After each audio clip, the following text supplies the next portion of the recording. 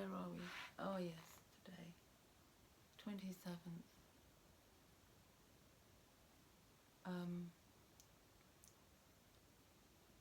Monday the 27th. Monday the 27th of July. Yeah, it's funny. Oh yes, funny. I'm getting a lot of notifications, likes on my photographs. I upload photographs. I have an Instagram page. Well, I have a few. And one of them I upload black and white photographs. It's called Le Blocage Creatif. Le Blocage Creatif. It means creative block. So when I was having, I was discussing yesterday the fact that I have many, let's say, different skills that I like to diversify.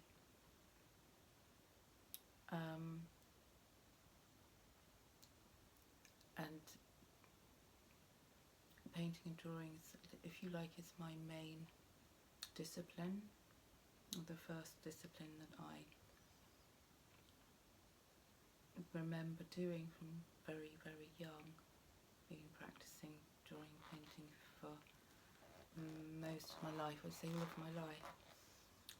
And then I diversify because in my view, all of art, creativity and art, the arts is a broad, very broad field. So when I use the word art, I mean art to me is the whole spectrum. So art can be music, painting, drawing, sculpture, ceramics, divination, cooking, creating food,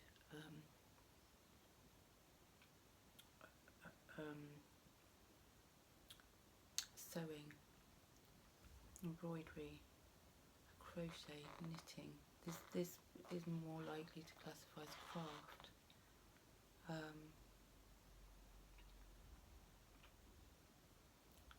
Making recipes, making products like beauty products or self-care products, that would be probably classified. But the thing is, we use all these categories for things, which I find a little bit trite. Photography is something I do when I need to diversify. So if I've spent a lot of time producing a lot of work, and it tends to go in that way where, there's some people can be very highly productive in a field of study, highly productive for a period of time. Like a big turnout is what I'm trying to say, a large turnout. And then there's a kind of, sometimes that's usually followed by a quiet period where you need either a rest, or you need to do something else, because it's not possible to maintain that level, if you like, of creativity. So then there's another go-to, like photography, which is less demanding. I find taking photographs is way less demanding than making paintings, so that can be like a sort of softer option for me. And I've just been looking at notifications coming up. A colleague of mine in Winchester liking a lot of admiring or liking, if you like, my most recent photographs. And also using black and white photography is like a good balance, because my paintings are very high colour saturation. I use colour strongly because I love colour is like alchemy. Painting is like a form of alchemy, because it's like when you're creating colours and you're applying them to a surface, it feels as if you're inventing colours, which of course isn't real, because the pigment is already created, but by combining certain colours together, and the juxtaposition of a colour against a colour against a colour, it creates a sort of its own colour field. So working in black and white, that's another like that. Of course, that's not why I do it. It's not. I don't paint. I don't create and publish what I create for likes. But I appreciate the likes when I get them. So it's not about that. It's about sharing what I do. So I'm not actually too bothered about anybody liking what I do. I used to be, maybe in my 20s, I used to be concerned about being liked. It's like when you make any art, you make it, you share it.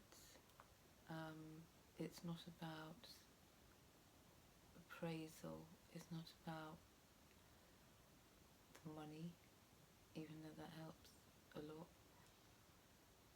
It's about just doing it, sharing it, and of course when you receive money, income from it, it's a bonus. If you receive appreciation from doing it, it's a bonus. But that's not the motivation behind it. I think a lot of people get that wrong. There's definitely, it's not the main motivator.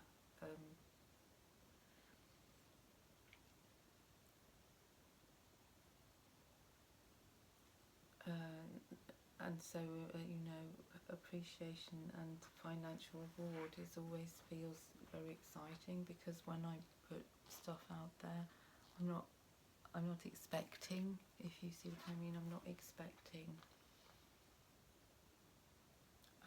positive feedback. I'm not expecting anybody to, want to invest or buy or purchase. That's not what I don't expect that ever. I just highly appreciate it when that does happen. And of course it does help, because it does enable me to do more. Even if I'm not receiving very much appreciation or very much financial reward, it's not going to actually stop me doing it. And I know that it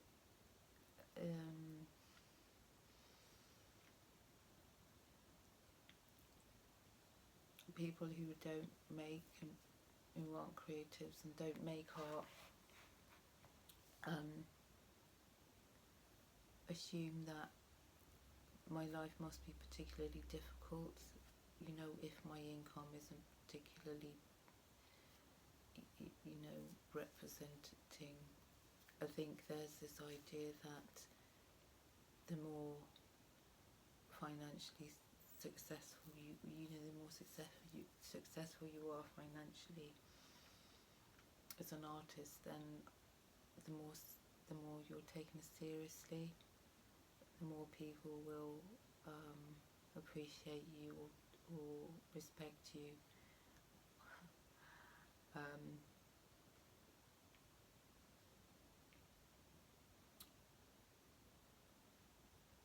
I don't know any creatives who are put off by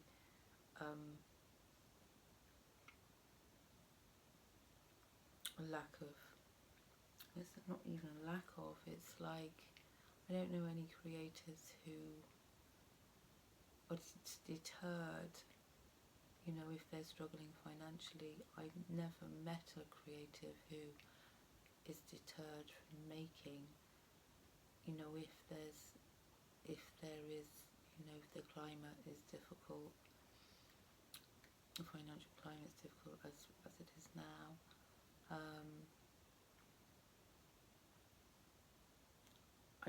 Yeah, it's not, I mean, if a creatives were to pack up and stop making just because, you know, they're not earning a specific amount of money, struggling in some way financially, that would be crazy. And I know that there's, you know, at this moment, these moments, right now in these moments in time,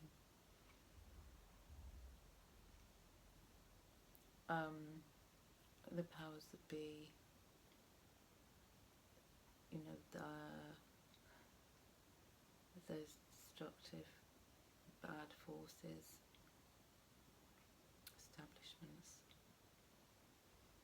people in positions of power, they're not wanting to see the small business owner or the artist or the creator. They're not wanting to see them do well, because we're threatening to them. We're not considered to be of great importance. Many of us are not, because the artist is, you know, the artist is by definition isn't fake, can't be fake. You know, an artist, they say a craftsman uses his head and his hands.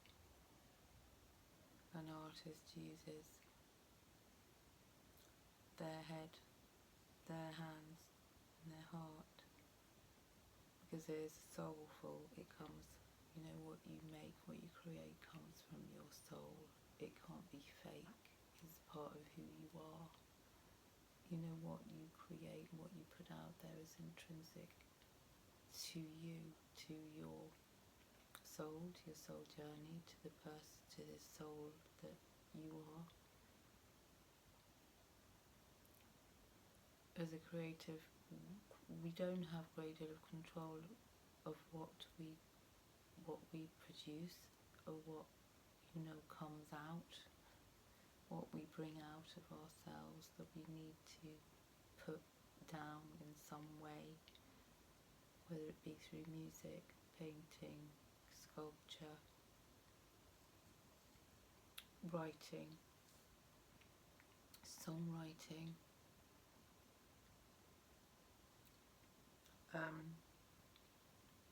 ceramics. I don't believe we have, I mean, you could even say, you know, creating outdoor spaces, you know, designing landscape gardening, you know, all of these things, I don't, you know, are a reflection of our soul, where we are on our soul journey.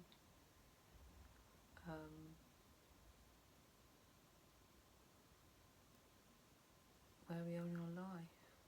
What we're producing is very much a reflection of also not just where we are, but where we've been. It's a language.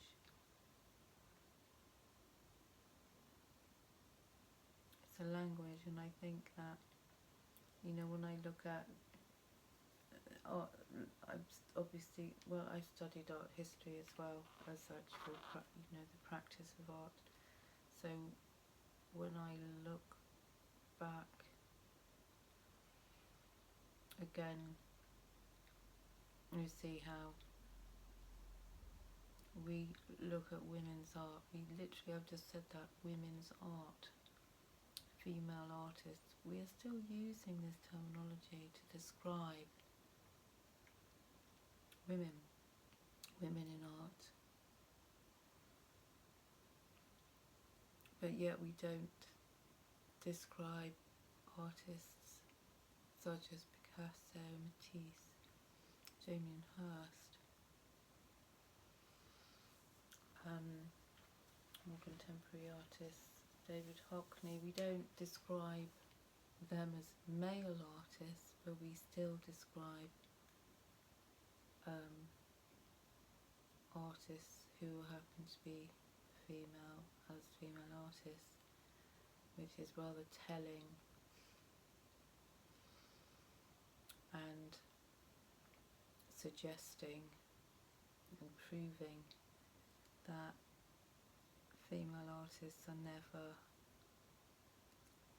represented as well as they should be historically or today.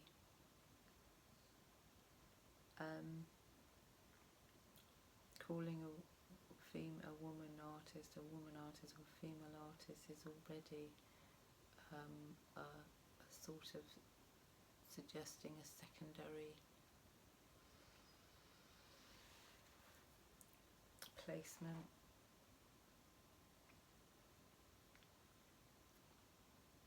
And it's slightly insulting, really. I like to think that there will come a day when we don't refer to artists who happen to be female as female artists, but that will be a long way off. That's not now, that won't be now. I just found a painting recently that I produced when I was in my 20s, and I dug it up and I'd entirely forgotten about it. And I believe it was, whether it was like a self-portrait or just a statement about women artists. And this was done when I was about 26, 25, perhaps 25 years old. And because I was quite poverty stricken at the time, I didn't have a lot. I used to paint on the back of a lot of my canvases because I didn't have sometimes the funds to buy. This is a piece of board, not even a canvas at this time. I was painting on pieces of board, paper, cartridge paper, cardboard. I couldn't often afford canvas at this particular time, I remember, so a lot of my work was done on board, which has survived. To consider this must be 36 years old, 35 years old now, and it's still in quite good condition. I'm considering getting it framed. But it's funny what you find when you're not looking. And I was just having a clear out and I came across it and I rather liked it. So I'm keeping it up here so I can remind myself that there's a lot of lovely androgyny about this as well, which I like. This one not so much, but this one is very androgynous. And at the time, I suppose I was an androgynous being. I was very thin, and I didn't really eat very much. I wasn't really eating a lot at the time. I couldn't actually afford very much food. A lot of my money was going on paint and materials. Most of my money, in fact, as I was working part-time as well. support my studio and my expenses. I was working as a librarian part-time at this particular time, which I wasn't enjoying too much, but it was a means to an end until I just couldn't do it anymore in the university library. So yeah, it's lovely to discover things.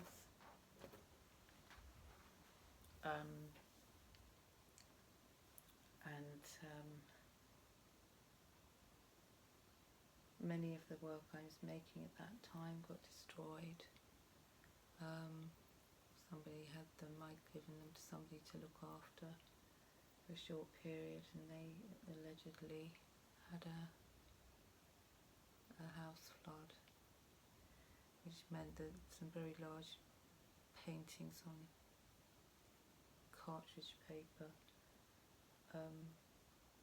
were destroyed, never to be seen again. And then other pieces that I had put in the care of other people, colleagues, disappeared.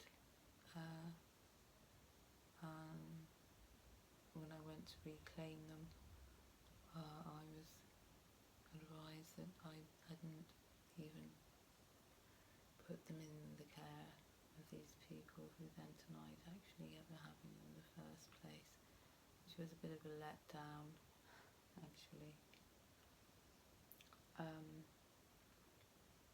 So not many pieces of work I have still managed to retain from that particular time, or I have photographs at least. I photograph everything, so at least I have photographs, but not the actual original paintings. So it was really cool to be able to find some bits and pieces from this era. A few other pieces as well that were from using similar colours. I was using a particular palette at that time, probably for 3 or 4 years, sticking to that particular palette. And then that changed when I went to live in Spain. Changed dramatically, being in different environments, different colours, different lights, different intensity of colour, and that showed.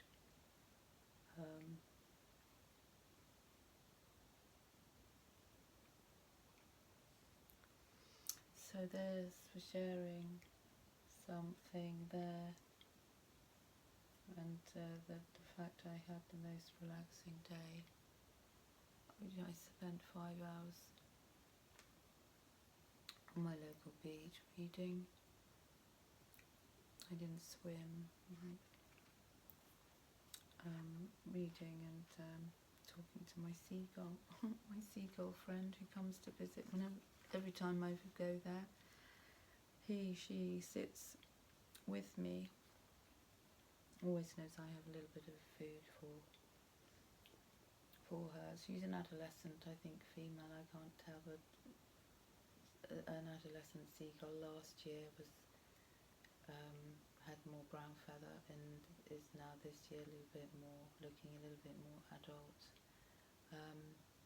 Always sits with me, always keeps me company, which is lovely. And so I've spent a fair amount of time with my seagull today. And when I went on my nature walk,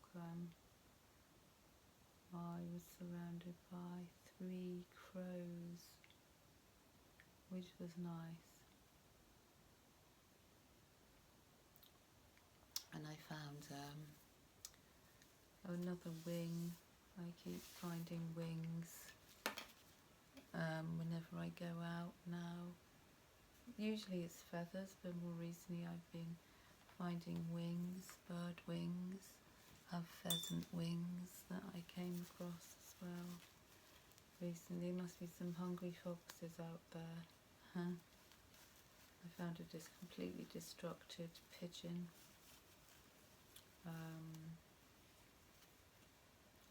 As well. Another piece of wing,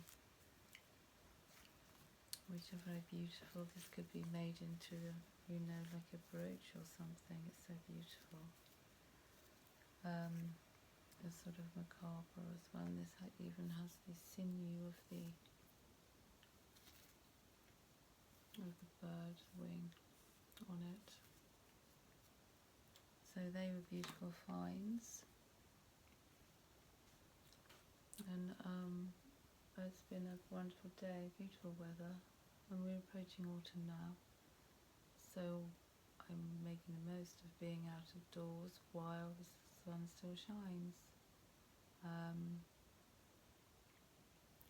Because there will be soon, I've noticed the evenings are getting cold and the mornings are colder, and soon it will be time to put the heating on. Soon it will be time to, you know, wear warmer clothes, stay in more, go out less, and it isn't good to make the most of the time we have while the sun's shining. So I'm enjoying that, trying not to think too far ahead, looking at good ideas, autumnal ideas. Perhaps I'll do a bonfire, perhaps I'll go and, I don't know, start to frequent the local farms around here. I like to visit farmers markets, things like that. Winter isn't the easiest time of year, only it seems to drag on a little bit too long for my liking, but one can always travel, go away for a little extra burst of sunshine if that's possible, extend the summer, or, you know, go in the spring, autumn or spring, a good time to get away.